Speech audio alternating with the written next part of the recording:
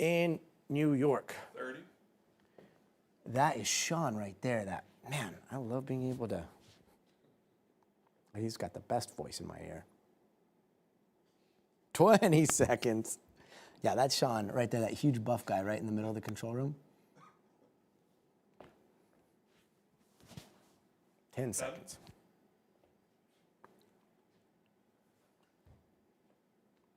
4.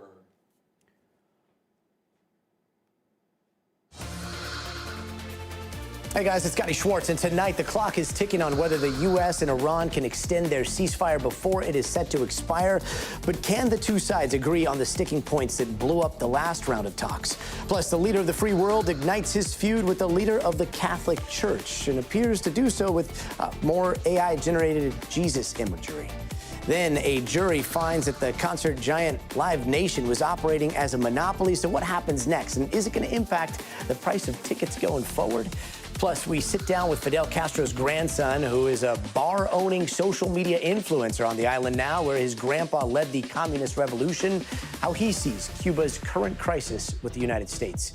And in the now topsy-turvy race for governor, California candidate Sheriff Chad Bianco is going to join us a little bit later this hour, why he thinks he's got what it takes to come out on top of this jungle primary, which just got a major shakeup this week.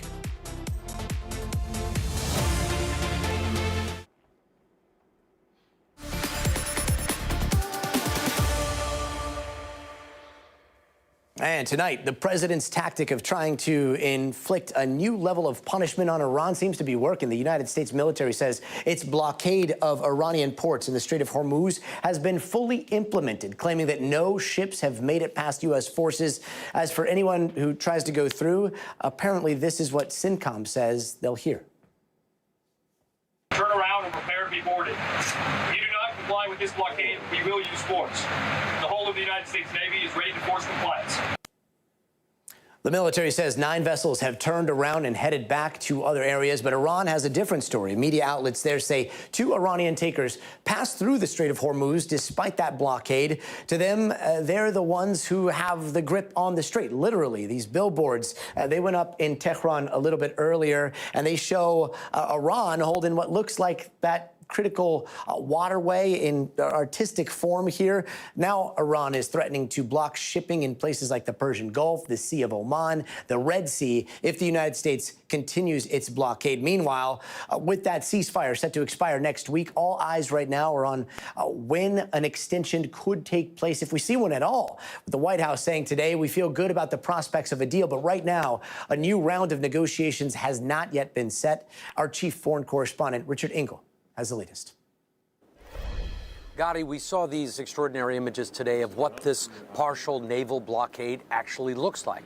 There was a U.S. Navy ship broadcasting from with a loudspeaker so that other ships in the area could hear it, warning vessels not to dare to approach Iran, that this blockade is in effect, and that if these ships tried to dock in Iran or leave from Iran, that they would be boarded, that they would be seized, that they would be physically prevented from doing so, and that the entire force of the U.S. Navy is going to keep this partial blockade in effect.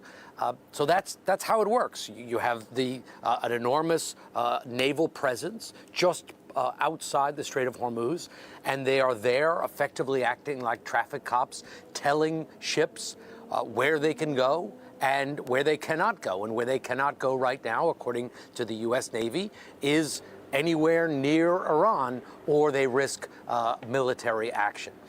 Iran responded very angrily with its own threats, saying that if this partial blockade continues, that Iran is going to close a different waterway. Well, we've been talking about the Strait of Hormuz, but just nearby is the Red Sea, which is another vital waterway for international shipping. It goes from the Suez Canal through the Red Sea to the Manbij Strait. So it's possible that we could see a further escalation if Iran tries to carry out these threats and makes good on these threats. Where does this all go? Are we heading toward a ceasefire? President Trump says we're going to see a ceasefire soon.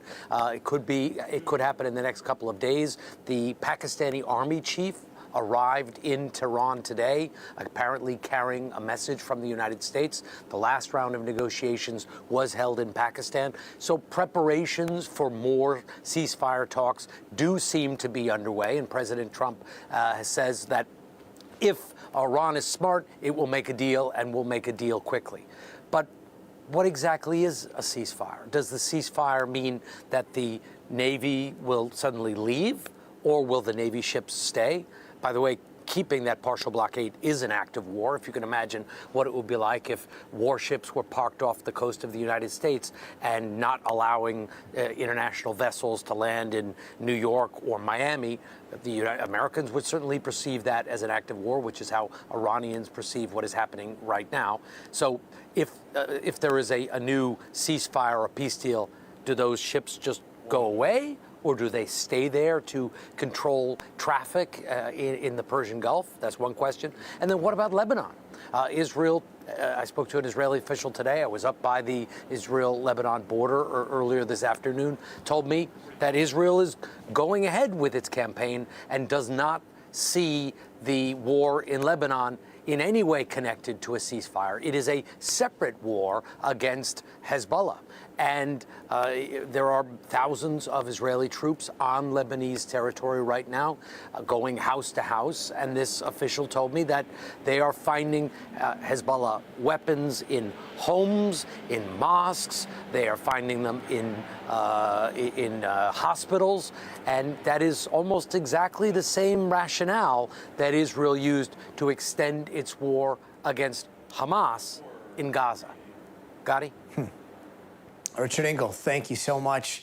And now to the feud between President Trump and Pope Leo, continuing today after posting yet another AI-generated picture from the president. This time, the president is seen next to this image of Jesus Christ here. The original post was captioned, "God might be playing his Trump card." And that was since replaced with, "The radical left lunatics might not like this, but I think it's quite nice." Now, remember, this comes after the president posted and then deleted a picture of himself in an image that many on both sides of the political aisle say crossed the line because they say it looked like he was portraying himself as Jesus. But Trump says this was a picture of him as a doctor. Meanwhile, the real rift between the pontiff and the president is over U.S. strikes in Iran. The Pope maintaining that the church's stance is peace, while Trump is doubling down last night, posting, "Someone please tell Pope Leo about the killings of protesters by Iran," and that for Iran to have a nuclear bomb is absolutely unacceptable. And this is just one of two very high-profile fights Trump is at the center of today. Pope Leo on one end, the Fed chair on the other. He told Fox Business this morning that he has not planned to drop the criminal probe into Jerome Powell. Whether it's incompetence, corruption, or both, I think you have to find out. I really do. I think you have to find out. So you're not going to drop the probe? No, I'm not playing. I have to find out. And he said he's not leaving if, you know. Well, then I'll have to fire him, okay? If he's not leaving on time, I've held back firing him. I've wanted to fire him, but I hate to be controversial. And this comes as the Office of the U.S. Attorney made the unannounced visit to the Federal Reserve Tuesday as part of an investigation into a $2.5 billion renovation project. An email obtained by NBC News confirmed they were turned away from that site. Now let's bring in senior White House correspondent Gabe Gutierrez to talk a little bit more about all these feuds. So, Gabe, let's start with that post today by the president and what others in the GOP are saying about this rift with the Pope right now. Well, look, Gotti, White House officials aren't eager to talk about any of this, and neither, frankly, are many Republicans. But President Trump does want to keep this feud alive, apparently, by his social media posts earlier today. And that really tracks with what we've often seen from the president. Whenever he perceives an attack on one of his policies, he doesn't view it in a religious lens. He takes this very personally and very personally politically as well. Yesterday, Vice President J.D. Vance was asked about all this, and he did raise some eyebrows by appearing to lecture the Pope in some ways when it came to talking about matters of theology. Let's listen to what the vice president had to say, and then on the other side of that, what House Speaker Mike Johnson had to say today, appearing to back President Trump. Let's listen. In the same way that it's important for the Vice President of the United States to be careful when I talk about matters of public policy, I think it's very, very important for the Pope to be careful when he talks about matters of theology. I'm not one to criticize clerics and religious leaders. We defend free speech, and we certainly defend the right to the free exercise of religion. And, a pontiff or any religious leader can say anything they want, but obviously if you wade into political waters, I think you should expect some political response, and I think the Pope's received some of that. If you wade into political waters, Mike Johnson calibrating his response a little bit, siding more with President Trump, because you remember, Gotti, earlier this week when the president posted that AI-generated image depicting him as Jesus, he later said that he thought it was depicting him as a doctor. It was Speaker Mike Johnson who says that he called President Trump and urged him to delete that, which the president actually did, never apologized for it, but certainly Johnson is saying things his response was a little different today. We should point out Senate Majority Leader John Thune, though, was also asked about all this, and his response was basically that Pope Leo and President Trump should stay in their respective lanes. Scott. And Gabe, what effects are these posts having on the president's base? Well, look, and that remains to be seen. However, we are seeing from some MAGA influencers and podcast hosts, for example, Megyn Kelly, others that have come out and very strongly about what the president has been posting with regards to the AI-generated picture of Jesus. Some of his critics calling this blasphemy, and then others wondering what's he really trying to gain here, especially when so much of his evangelicals make up a significant portion of his supporters. Why is the president picking this fight? But I think it really goes back down to what I said initially, Gotti. The president doesn't view this in religious terms. What he views this as Pope Leo coming after not just his policy in the war against Iran, but also on his immigration agenda. And this is something that the president, thinks of himself as a counterpuncher. And if he perceives the Pope attacking him on that level, he's going to keep that feud alive. He even referenced it earlier this week by saying that he was merely responding to something that Pope Leo had said. How this all plays out in the midterm elections when Republicans have to defend all this, that remains to be seen, Guy. Yeah, and turning now to Jerome Powell and whatever went down today at the Fed, because it sounds like this was kind of like a standoff for files. Well, when it comes to the Federal Reserve, yes. President Trump today in that interview with Fox Business saying that he's threatening to fire Jerome Powell if he does not step down. But there was that earlier this week where some prosecutors from the U.S. Attorney's Office here in D.C., Jeanine Pirro's office, some members of her office actually tried to tour the Federal Reserve, which is, of course, undergoing renovations. You're seeing pictures there of President Trump with Jerome Powell last year touring some of those renovations. The president has been repeatedly arguing that the cost for this renovation is either incompetence or some sort of corruption. He has been pushing for an investigation and potential criminal charges against Jerome Powell. Well, members of Pirro's office went to try and tour the Federal Reserve earlier this week, I believe it was Tuesday, and they were told they couldn't. And the outside counsel for the Federal Reserve, Robert Hur, he said basically you can't do that, especially as this investigation is underway, Gotti. Gabe Gutierrez at the White House. Gabe, thank you. And police now have new information on a man arrested near Trump's golf course in California last week. Authorities say he was seen wearing some body armor and carrying Joker-inspired weapons loaded with ammo. Witnesses say that the 36-year-old Arizona man ran through traffic once he was spotted. Police think that it came in thanks to a tip to that nationwide See Something, Say Something initiative. Let's bring in Aaron Gilchrist, who's been following this investigation. Aaron, so what more can you tell us about this suspect, and do we know what a possible motive was? Yeah, that really is the big question here at this point, Gotti. We know some details about how this all unfolded. Apparently, it was March 29th, so a Sunday afternoon, when the sheriff's office in in Rancho Palos Verdes got this phone call. This is kind of in the Long Beach area in Los Angeles County, where the golf club that belongs to President Trump is located. And they said that there was a man who seemed to be moving about mysteriously, and he looked suspicious. So when police got there, they found him sort of weaving in and out of traffic, walking through traffic in this area. And they say that he also had been sort of hiking in some of the trails in this area and had been seen wearing body armor. He was wearing gloves, apparently, at one point, carrying a duffel bag, a rifle that you see on the screen here, and even apparently had a step stool, according to the sheriff's office there in L.A. County. And so they obviously arrested him and said that when they took him into custody, he said that he had fired a shot from a handgun, quote, to get some anger out. Now, at this point, we know that authorities have charged him with some felony firearms charges here. They have not indicated that there's additional evidence that he fired a gun. There's not evidence that he fired at anyone in particular, but certainly something that has given people pause. As we noted, you have the golf club in that area, but there's also a neighborhood, a really nice neighborhood directly across the way. And so this could have had a different outcome if potentially this person, Sean Steiner of Arizona, had continued moving through that area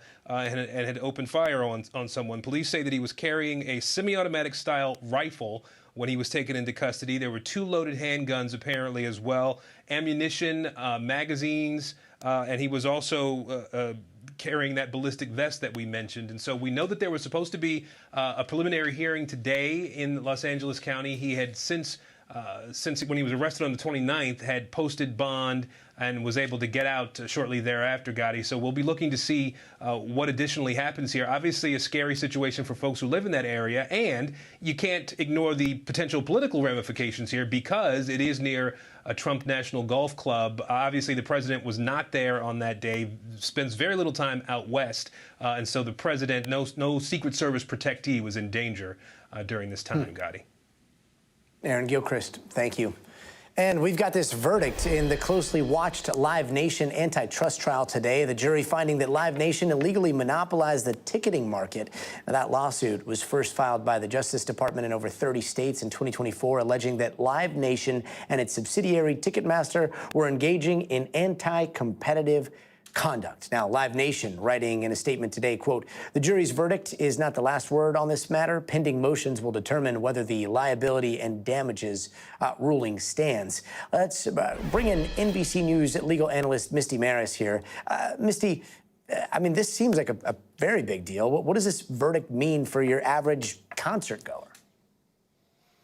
So it's absolutely a big deal, Gotti. As of now, Live Nation and Ticketmaster have been found to be operating as an illegal monopoly. So the question is, what will the judge do in an upcoming remedies hearing to determine how to rectify that? And the punishments could really range from breaking up Ticketmaster and Live Nation to monetary fines to something in between, to changing of policies and corporate practices, to divesting some of those amphitheaters that we heard about during the course of the trial and other parts of its promotional arm. So all of that is potentially at play. And the idea is whatever action is taken by the judge is supposed to restore competition to the market, basically navigating a landscape where other companies can actually have a shot at competing with Live Nation and Ticketmaster, which are by far the largest in this space. So presumably, if there's more competition, there's more options for the consumer, and that will result in lower prices. Whether or not that actually happens, that practical impact, we'll have to wait and see. And it looks like there's a little bit of pushback from Live Nation here in that statement we just saw. Do you think that this is going to end up in an appeal?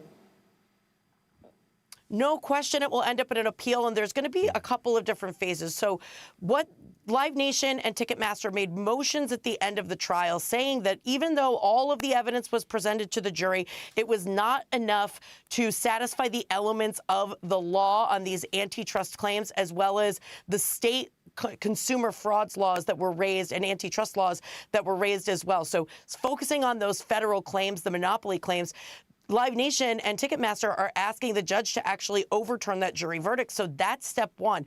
If that's not successful, which that's always an uphill battle, Gotti, step two is to bring it to an appellate court. And this is the type of thing that could be jammed up in that appellate system for years to come. Keep in mind, there was already a settlement with the DOJ that will presumably go into effect while that appellate process plays out. So the road is not necessarily so clear as to what the next steps are. We have to wait and see how all of this plays out, but we're nowhere near done with this issue. Misty Maris, it doesn't look like it. Thank you so much. And don't go anywhere. Up next, the FAA is looking into how this huge block of ice came crashing through a family's roof randomly. Plus, one-on-one with Fidel Castro's grandson, who made a name for himself as an influencer, as thousands in Cuba continue to live in crisis there. That conversation ahead. It's very interesting. Stay tuned.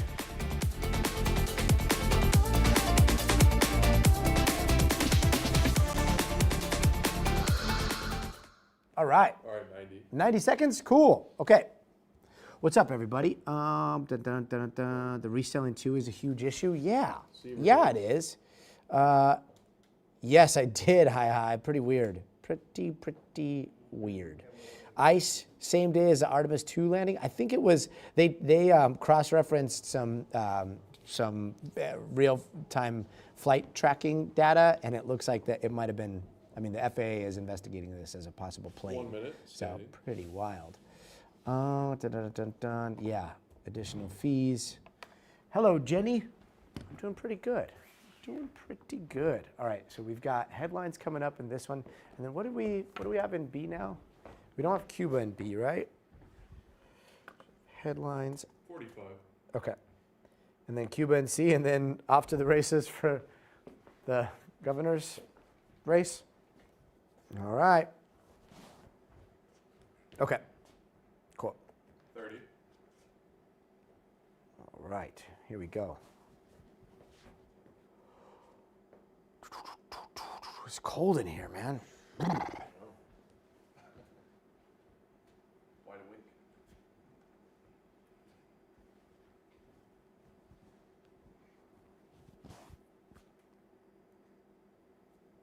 Five, four, three. Hey, and here are some of the other headlines we are watching tonight. This is family that wants answers after a huge chunk of dirty ice crashed through their roof last week. Luckily, no one got hurt, but the ice left a ton of debris and a big hole in their ceiling. The owner looked up some flight data and saw a plane had passed by around the same time, and the FAA is now investigating. And controversial influencer Clavicular was hospitalized last night after a suspected overdose in Miami. It happened while he was live streaming. Some viewers saw him slur his words before he slumped forward and the video cut off. Afterward, he posted a selfie on X showing what looks like blood and cuts to his face. It's not exactly clear what happened. And a man wearing a screen mask has been arrested for allegedly terrorizing kids in Connecticut. Police say the suspect is a 19-year-old who was seen waving around a big knife. Thankfully, no one got hurt. And Real Housewives of Miami star Lisa Hochstein turned herself in to authorities today over stalking allegations. Officials say Hochstein and her ex-boyfriend are accused of intercepting her ex-husband's communications. The Bravo star's lawyer says she will be released on her own recognizance, meaning she won't have to pay her $5,000 bond, and she is set to appear in court a little bit later this week. And a scary moment caught on surveillance video when these Good Samaritans stopped this, oh, look at that, a toddler from running into a busy road in Arizona. That kid was just steps away from wandering onto that road. Police say he bolted away from his parents, and the rescuers said that they were just grateful to be in the right place at the right time. And still ahead, we catch up with Fidel Castro's grandson, Sandro, what life is like for him in Cuba today as a business owner and as an influencer. That's coming up straight ahead. All right, 3 minutes. I know, pretty messed up, huh? Cold in the 6. That is a terrifying, I mean, could you imagine? And then that was like a very real knife too. So, eesh. Artemis 2, I think it was a plane. Hot in the city, that's good. Better than cold, right? Ellie, illusion of choice, but the same team? Wait, what are you guys talking about? That sounds like a fun conversation. Well, 2 minutes.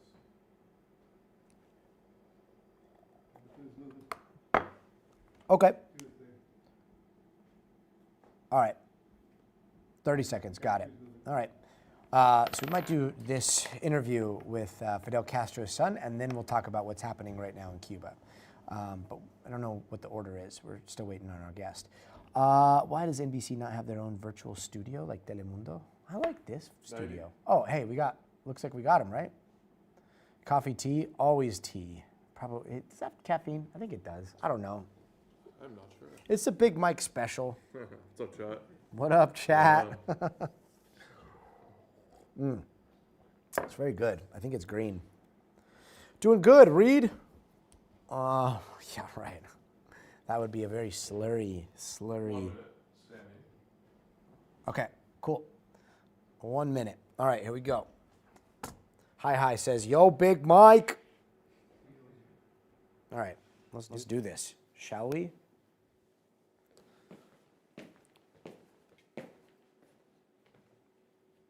How much time do we have allotted for this?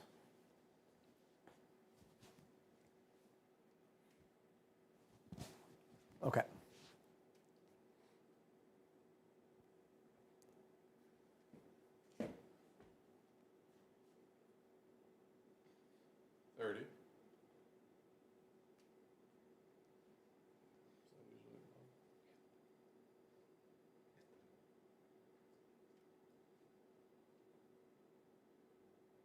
$15.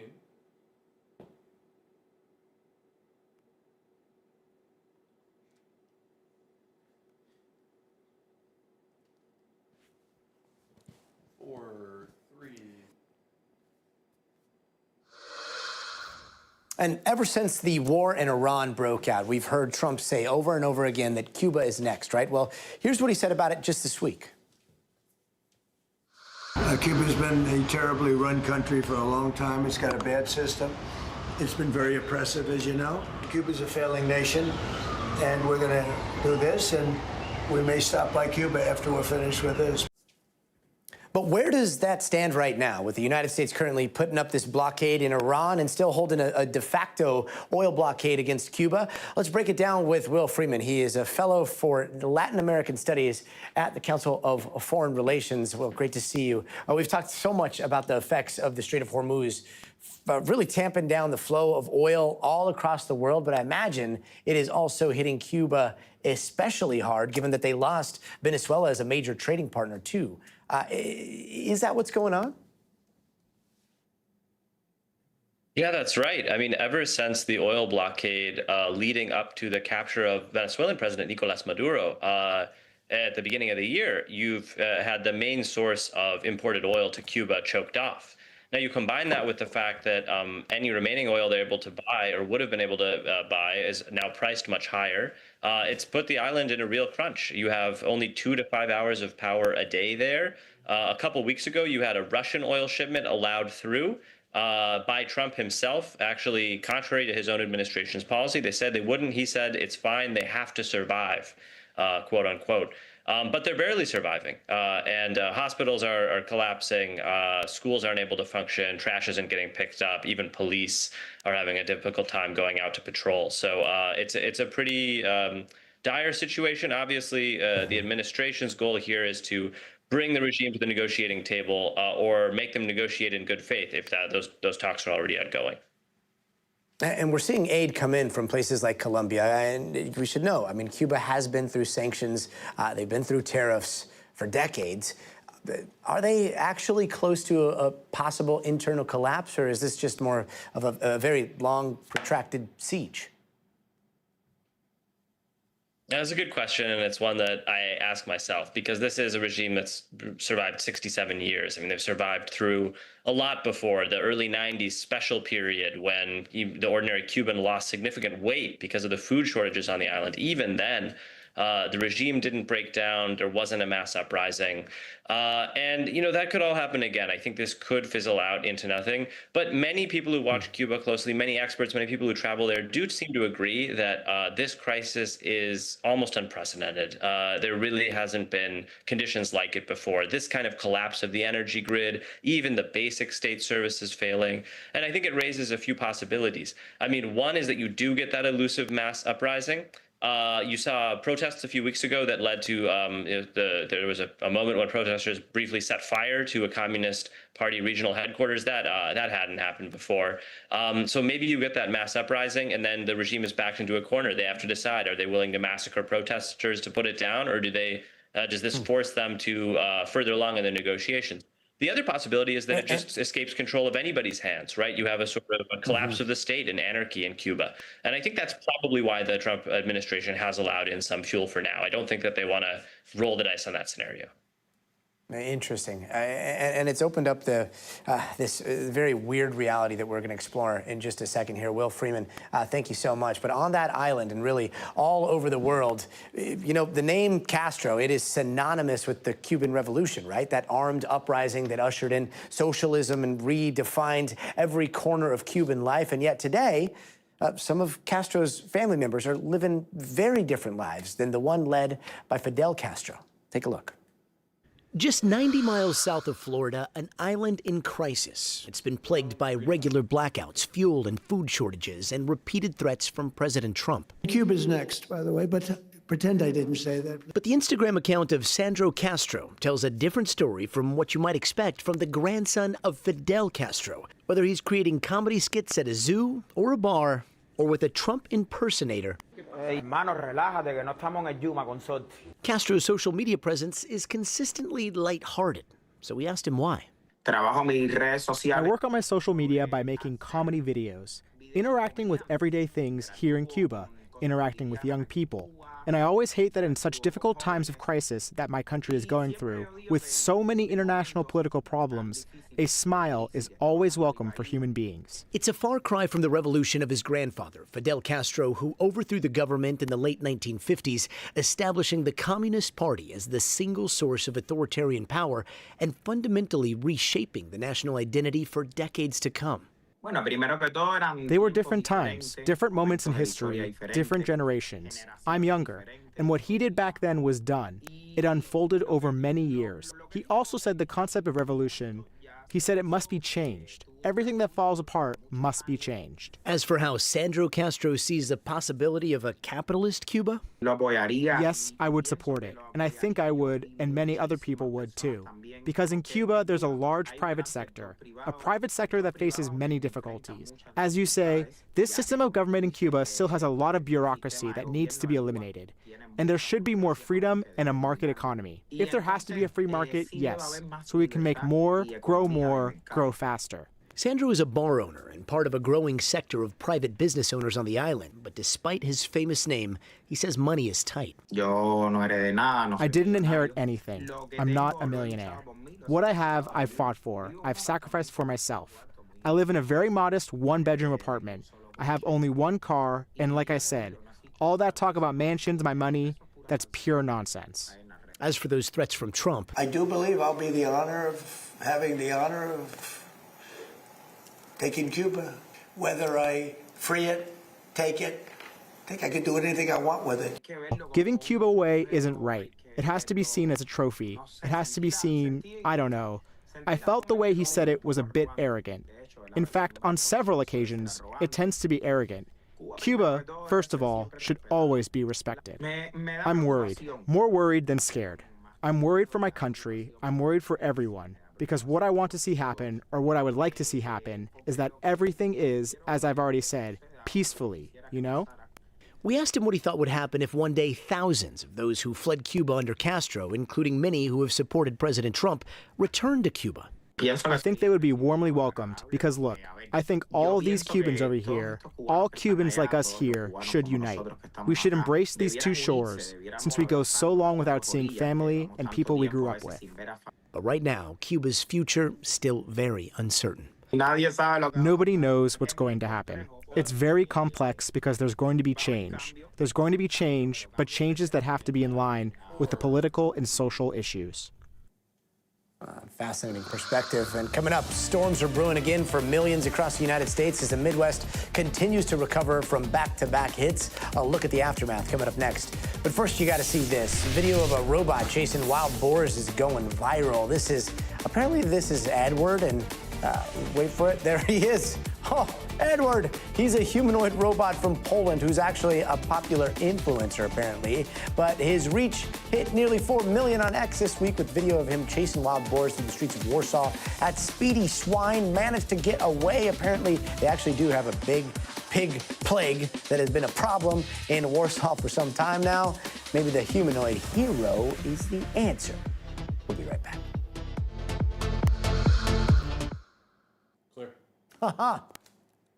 That was some alliteration all over the place. SML, why aren't you being nice? All right, 2 minutes. We've got weather coming up, and then we've got this pretty fascinating interview with candidate for governor here in California. Jack Sparrow come back? I don't think so. I don't think so at all, SML. Go Edward. Yes, right? Let's see. Interesting, Jenny. Why are you saying that, SML? What's so sus? Depends. Depends on, what the humanoid will do. And that is a very big question because we have seen humanoids used for good, rescue missions, those types of things. We've seen humanoids used to build cars. And we are hearing about humanoids that are being built to be soldiers. So it's a very interesting new world that we're facing. So we are going to explore all of that. I just went up to San Francisco to talk a little bit more about that. I can't wait to put that story together. We've got a bunch of great stories in the works. But man, that was a fascinating edit on the Castro story. Thanks so much, Chris. 30. Shout out, Camila. You never showed us the studio. I'm not going to show you the studio, SML. You're being all mean. Saying I'm sus? How about that? No studios tour for you.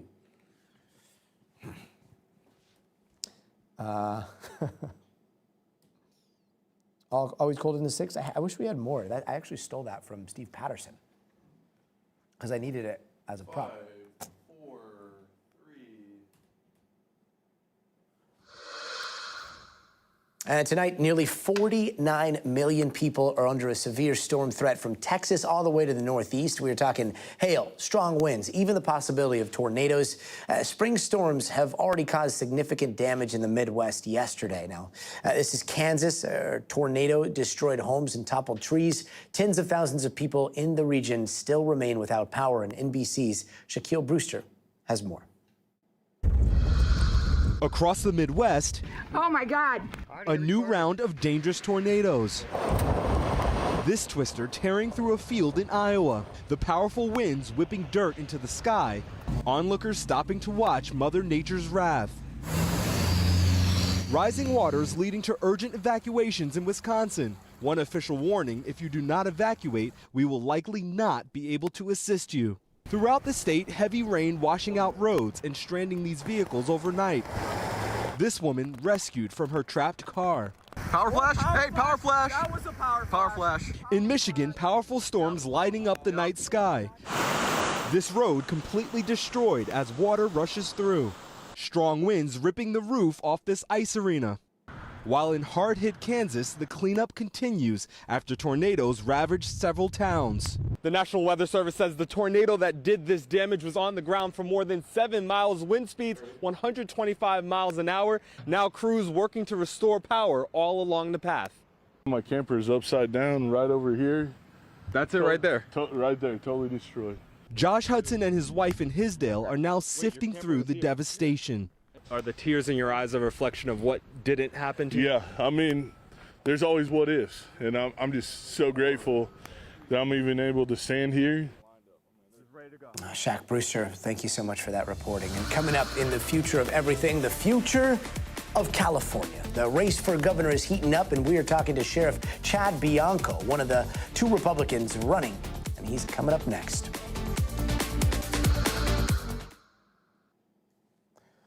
All right, here we go. Let's see. It's so cute. Are you guys talking about that plushie? It is.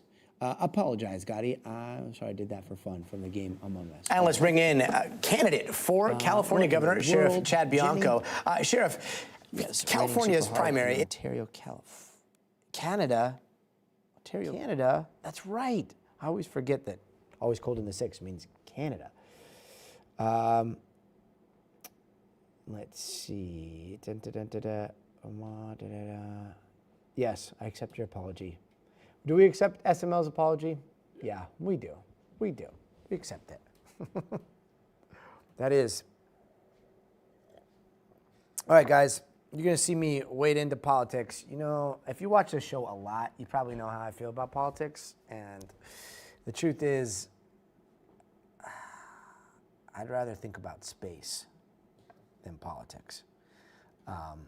But politics is important, and politics touches all of our lives. And here in California, oftentimes, you know, it's small picture, big picture, small picture, and it tells a story of us, society as a whole right now.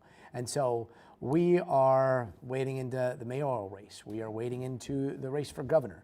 And today you're going to see us talk to Chad Bianco. We interviewed this. 1 minute. We taped this interview just a little bit ago. So it's a pre-record. I'm going to sit down here and I'm going to watch this with you because I haven't seen it back. But it got a little spicy towards the end. So I can't wait to read. I'm going to be reading the comments while this is going. I love space too, Jenny. Golden ruble. Yeah, interesting. I'll have to check. 30 seconds. Thunderstorm. Yeesh. Funding cuts were made. All right, Tina, you're going to have to tell us what you think about this. Are you guys familiar with the ballot controversy with Chad Bianco? We talk about it. We also talk about public safety, fentanyl, all the stuff.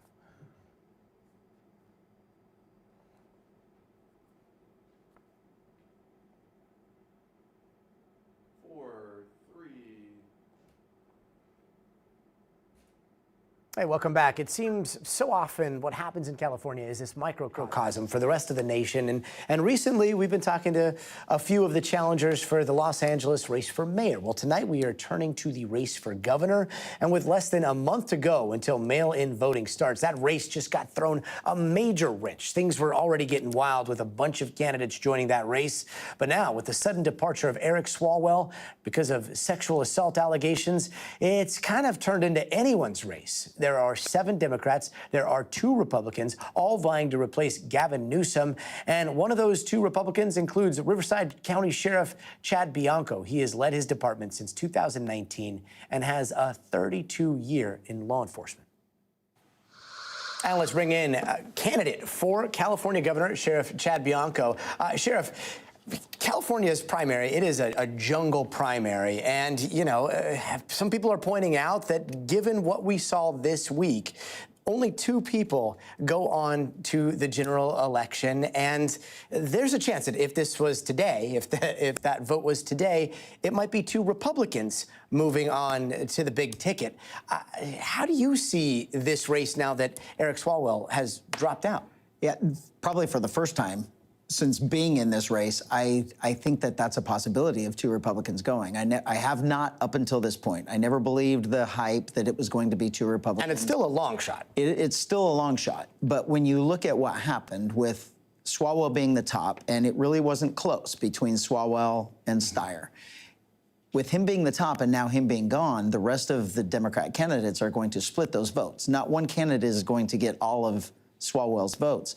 And that's not going to raise them up to the level that Hilton and I are.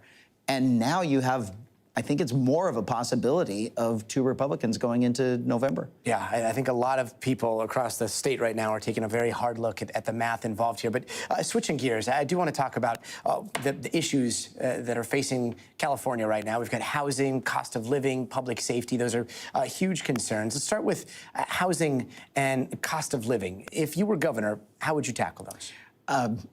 Very aggressively, and aggressively toward the government-imposed regulations that are causing those to be so astronomically high. Our housing costs are up because the government wanted them up. The regulations have driven housing so high that we can't afford them anymore. And we say that we can't afford them, but the reality is builders can't afford to build them for what we can buy them for. And it's all because of regulations. Roughly, about a third of the cost of a home is because of regulations. So you take away all those regulations, and they're silly regulations. It's just a way of driving the price up. So now we can all of a sudden afford to buy homes. And then you take the same regulatory environment into our businesses, into our oil environment, our energy environment, and now all of a sudden everything is less expensive because there's no regulation on it. And I'm not talking about zero regulation. I'm talking about the regulation that the rest of the country has. We shouldn't be punished for living in California, and that's truly what we are. That sunshine tax is real. How much is it worth for you to live in California? Because we're going to just keep taking your money until we reach that point. And I think we reached that point a couple of years ago, and that's why we're seeing people leave so much. So cost of living is easily lowered by removing regulations. The cost of housing easily lowered by removing regulations. And then when we eliminate government waste, then my proposal is we are going to eliminate state income tax.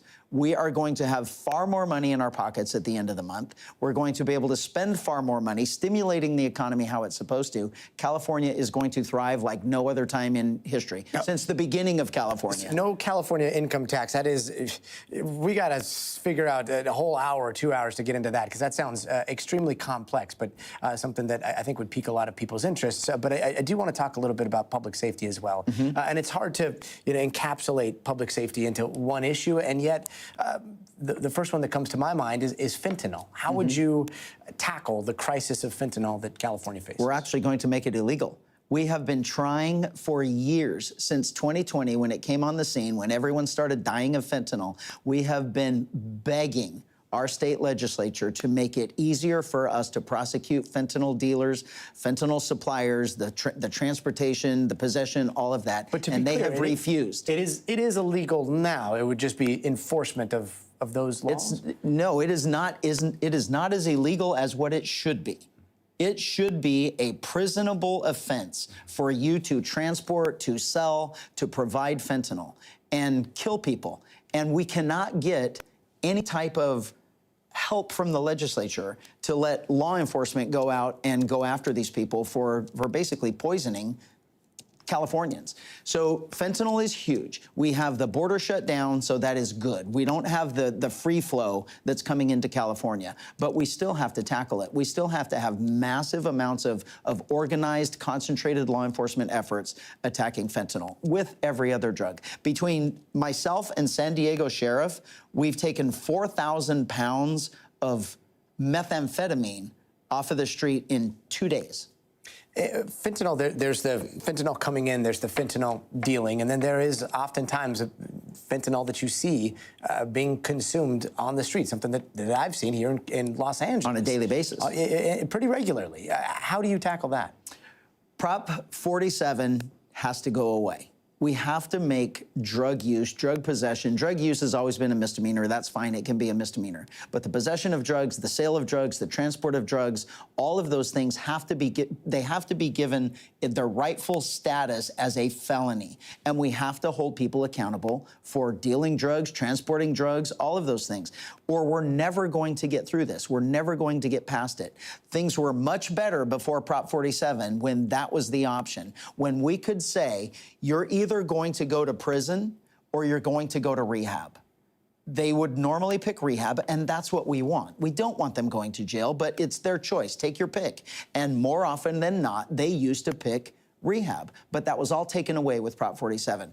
A little tiny bite with Prop 36 would have been given back, but our current legislature and our current governor refused to fund it. So the entire state, 70%, every single county said, we want a different direction on public safety, particularly the disaster lie that you gave us in Prop 47, and we're going to pass Prop 36 to make it harder on criminals who are stealing from us, and let's address what we're calling homeless that really isn't, but the drug and alcohol-induced psychosis that we see of people living on the street.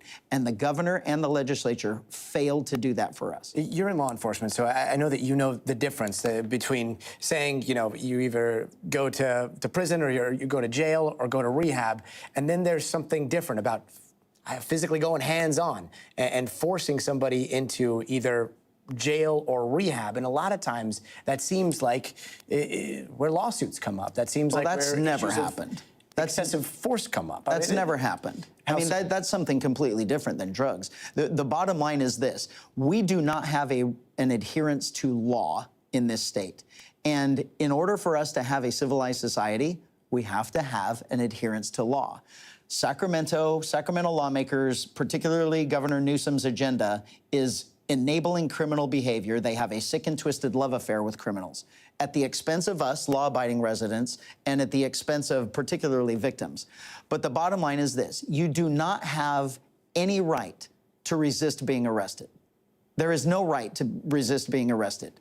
So resisting arrest, it's my job to arrest you for the crimes that you're committing or what we believe you're committing. But the bottom line is legally, you don't have a right to resist. So we can't say that it was because of drugs that they resisted or because of our enforcement of drugs they resisted. They resisted because they're criminals and they were resisting law enforcement in the normal enforcement of their duties. So stop resisting arrest because you're going to go to jail for a bigger crime than what the crime more than likely that you're arresting. Let me just play this out because again, this is just what happens here in Los Angeles. But what it sounds like you're saying is that, you know, if there is some sort of encampment and there is something happening and law enforcement goes there and decides to either give the choice, you're going to jail for such and such infraction, or you're going to... Well, you don't give them that choice there. I mean, the choice is talking about court. just immediate arrest. You have to enforce the law. Immediate arrest on those Absolutely. sidewalks. You have to enforce the law. It's still a crime to do all of the things that they're doing.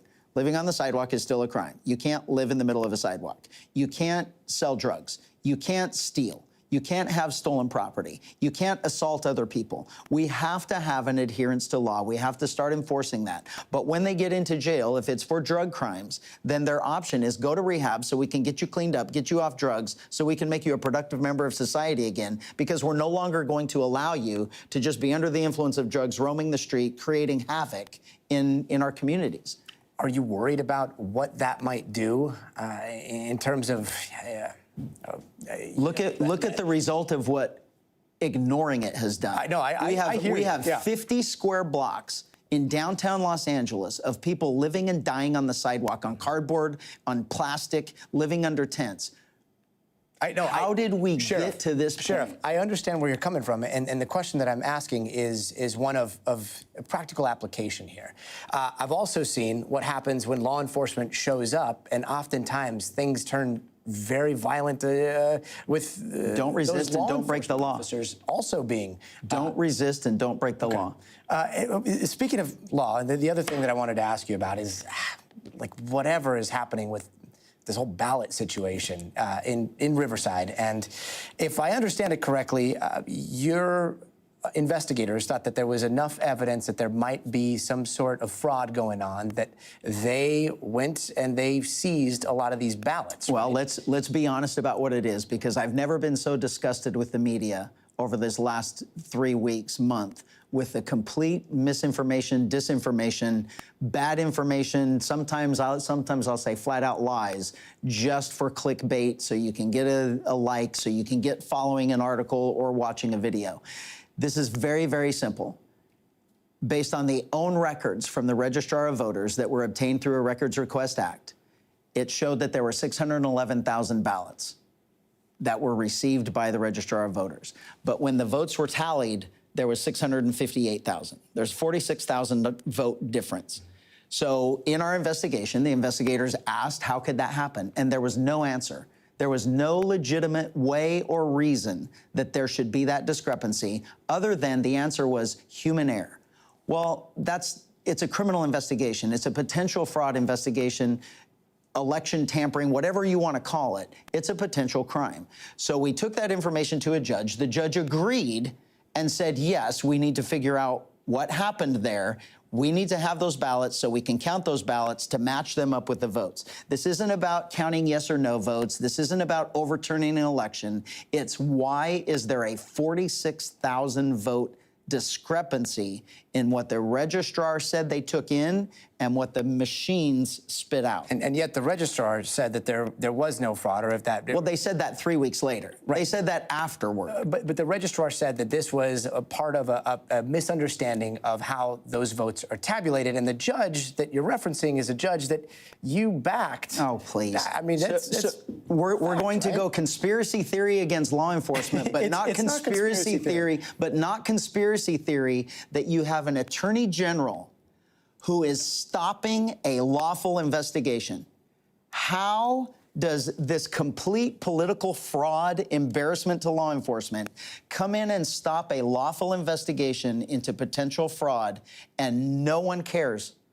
I ask because it's a bigger question. The question is how you see, authority in the United States. The majority of the population believes that there's some type of fraud going on. I don't. And so how, when we identify some and we go to investigate with the intention of saying, look, Riverside County, it all matched up. But everything is good. There's no fraud.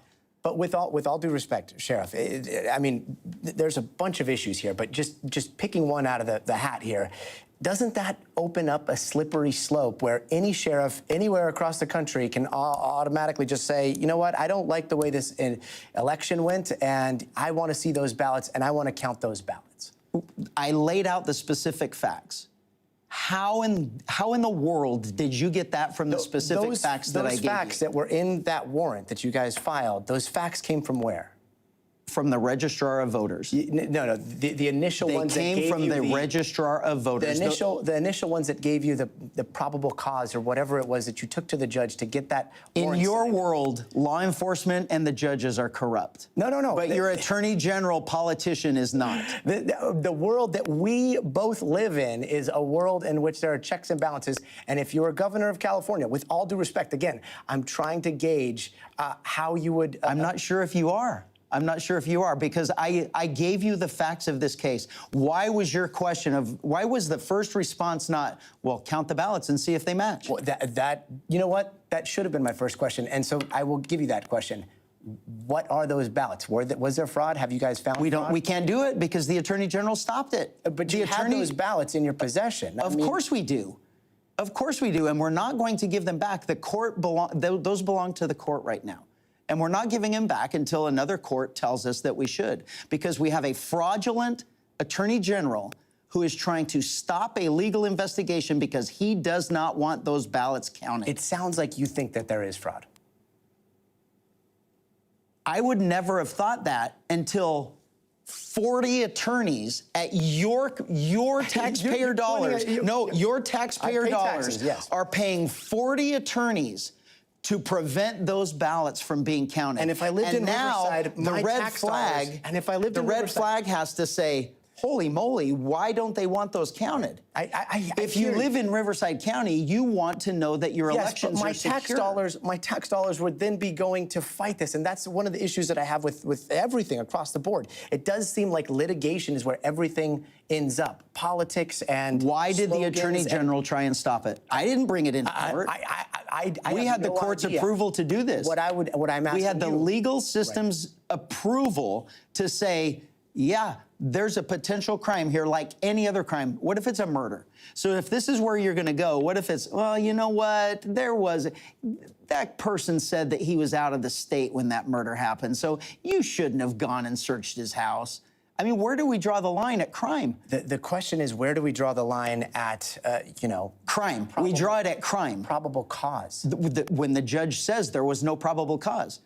This has been 33 years of my life. Question about probably this judge 1,000 that you supported, probably that you went to get this warrant. I mean, that's a valid question. This is a judge that you have backed, and this is the judge because he's a great judge. He was a great attorney. He's a great attorney. I'm certainly not going to back the judge that let a person out of jail 3 times that should have been in prison all 3 times for life, and let him out of prison 3 times, and on the 3rd time he murdered my deputy. I'm not going to support that judge. I'm going to support the judge that actually abides by the rule of law, that actually cares about our Constitution, that actually cares about victims, and that is going to put criminals in jail where they belong so we don't have to be victimized anymore. And so finally, you didn't answer the question on whether you think there is fraud now. Do you think I don't know if there's fraud until we complete the investigation. We never, ever have I ever said that there was fraud in this election. I said we won't know until we do the investigation. And I said from the very beginning, from the very first press conference, I said my hope is that the number of ballots comes out exactly to the number of votes cast. So we can tell the voters that there was no fraud. But when 40 attorneys come down and say you are never counting those ballots, then the red flags have to come up and say, why are they so hell-bent on preventing that investigation from happening? What do they have to worry about? He should be saying, let's get to the bottom of it so we can get all these people that think there's election fraud, we can prove that it's not. But that isn't happening. And why isn't he here, you asking him these exact questions? And that's something that we will put out there. Nobody has asked him. Whether or not there is fraud or whether or not there is not fraud, it is a story, and we hope that when there is some resolution here, you come back. And California is looking for law and order, and they're sick of dishonest politicians. They're sick of crime. They are done with crime and corruption in California, and that's why they're going to elect me as their governor. Sheriff, thank you so much for stopping by. You bet. And that's going to do it for us tonight. I'm Gotti Schwartz. We'll see you here tomorrow. But until then, stay tuned to NBC News